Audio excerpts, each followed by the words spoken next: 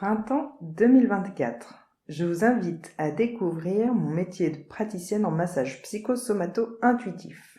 Bienvenue dans les coulisses de ma pratique. Parfois, on me dit « Oh là là, moi, ton métier, je pourrais pas, hein. Toucher des inconnus, bleh. » Eh bien, je vous rassure, c'est pareil pour moi. Je n'ai pas pour habitude de toucher, tripoter, papouiller, palper, caresser, effleurer n'importe qui, n'importe où, qu'on se le dise. Ceci étant, quand je vous masse pour la première fois, c'est vrai que je me retrouve engagée dans une relation tactile avec une personne que je ne connaissais pas quelques minutes auparavant.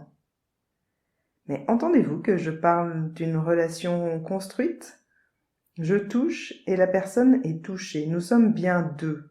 Masser n'est pas une action unidirectionnelle. Comment cette relation tactile est-elle rendue possible ? Parce qu'il y a de la confiance des deux côtés. La personne sent qu'elle peut s'allonger sur la table et être massée, et je sens que c'est possible pour moi de la masser. Sécurité et clarté sont réunies. Comment cette confiance peut se construire avant même que je vous touche ? Grâce au cadre. C'est un ensemble de repères clairs sur ce que nous partageons lors d'un rendez-vous. Le cadre, c'est tout d'abord un cadre juridique et réglementaire.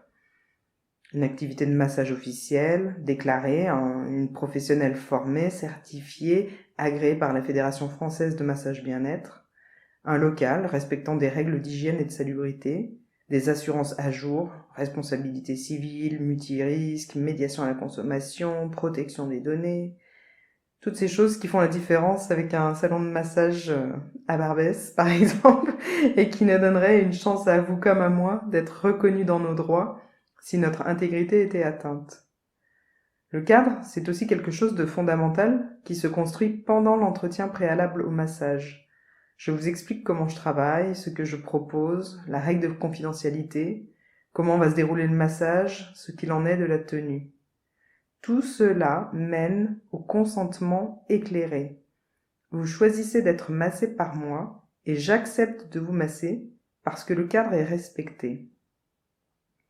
Ça peut paraître carré et froid, un cadre. Moi, je le vois plutôt comme un écrin dans lequel peut s'exprimer la liberté créative du massage 100% personnalisé que je co-construis avec vous.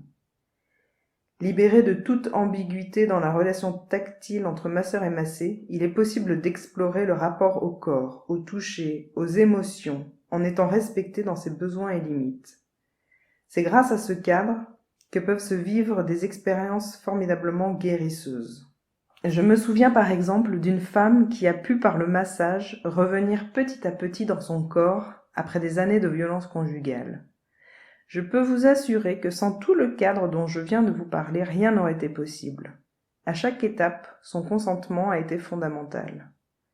Je pense aussi à la formation dans laquelle j'ai vécu et été témoin de réparations bouleversantes entre hommes et femmes, infiniment restauratrices. Voilà, mon métier c'est tout sauf toucher des inconnus.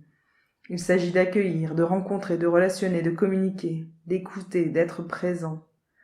Donc aucune chance pour que je vienne vous masser généreusement les trapèzes sans que vous me l'ayez demandé si on se croise dans une soirée. Prenez plutôt rendez-vous. Si cet audio vous a plu, partagez-le, abonnez-vous à ma page Facebook Les Massages de Véronique, écrivez des avis qui vont donner envie à d'autres d'être massés sur mon profil Google. Merci.